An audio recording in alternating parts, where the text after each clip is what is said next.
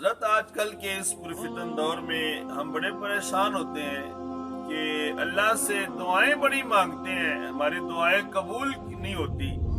تو میں یہ عرض کرنا چاہتا ہوں کہ دعائیں قبول ہوتی کیوں نہیں ہے؟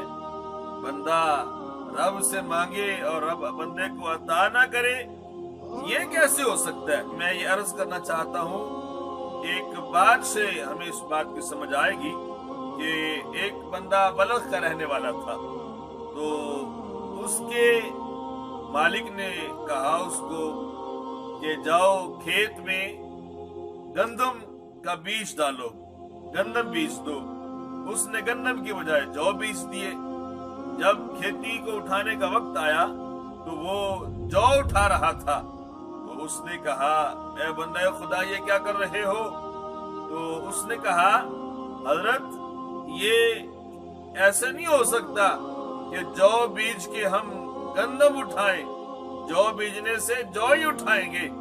تو اے بندہ خدا سوچ، جب جو بیجنے سے گندم نہیں اٹھا سکتے تو پھر اللہ تعالیٰ کی نافرمانی کر کے اس کی رحمت کی امید نہیں کر سکتے۔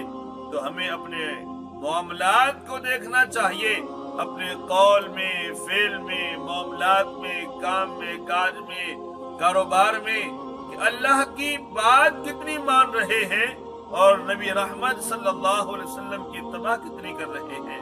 جب اللہ کی بات ہم نہیں مانتے تو اللہ ہماری دعا کیسے سنے؟